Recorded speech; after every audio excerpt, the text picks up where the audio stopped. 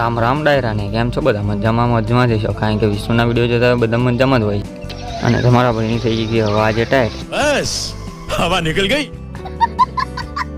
એટલે કે આજે થઈ ગઈ બીમાર થઈ ગયો હતો અને હું ગયો તો દવાખાને દવા લઈ અને પછી પાછો ઘરે આવ્યો અને એમ થયું કે લાવો એક મિની વ્લોગ ઉતારતી ચાલુ કરી દીધું. અને જો સાંજનો ટાઈમ જો બસ મજાનો થઈ ગયો છે. તો ધાબા ઉપર બેઠો હતો, ઠંડો પવન આવતો હતો અને ધાબા ઉપર બેસી ગયો.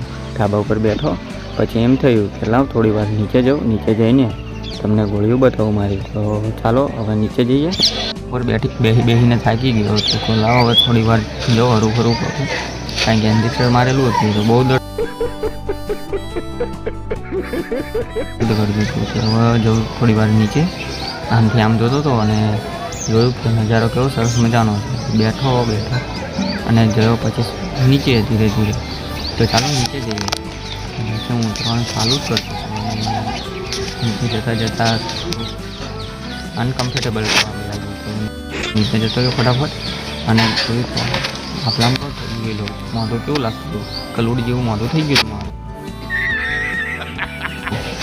અને એમ થયું કે લાવો મારી રૂમમાં જતો રહું. આવી ગયો મારી રૂમમાં. તો રૂમમાં જોઈને મેં જોયું તો અંધારું લાગતું હતું. તો લાવ કહું જલ્દીથી લાઇટો કરી દો. તો લાઇટો કરી અને મેં લઈ લીધી મારી ગોળીઓ. તો ગોળી હું તમને બતાવું કે મને કેટલી બધી ડૉક્ટરે ગોળીઓ આપી હતી. તો ગોળી ખાવાનું મન નહોતું થતું. તો પહેલાં હું ગોળીઓ બતાવું તમને. જો ગોળીઓ કેટલી બધી આલી છે.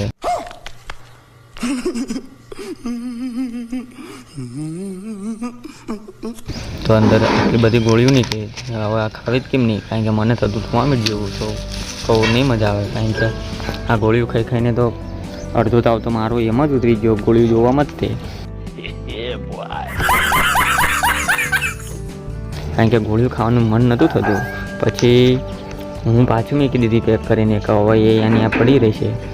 તો હવે હું પાછી હતી ને એને મૂકી દઉં.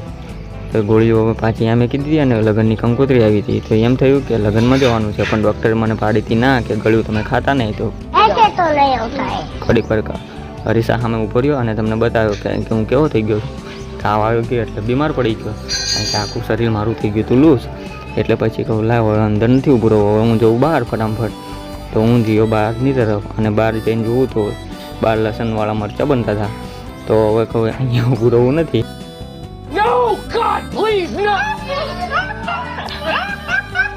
હું ઘરમાં રહીશ તો મને કાના બટકાડી દેશે. એટલે પછી હું ઘરમાં થોડીક વાર આમથી આમ રટ્ટા માર્યા, જોયું કે કોઈ છે નહીં. તો પછી હું પાછો જતો રહું કહું ધાબા ઉપર. તો ચાલો હું જતો રહું ધાબા ઉપર.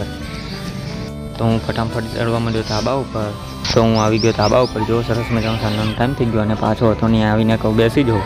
તો હું હવે ત્યાં જઈને બેસી ગયો અને વિડીયો બહુ મોટો થઈ ગયો હતો. એટલે કહું હવે વિડીયો ગમ્યો હોય તો વિડીયોને લાઇક કરી દેજો અને ચેનલને સબસ્ક્રાઈબ કરી દેજો, કારણ કે આજના વ્લોગમાં હતું આટલું જ. કારણ કે આજ મોટો વ્લોગ ઉતાર્યો નહોતો.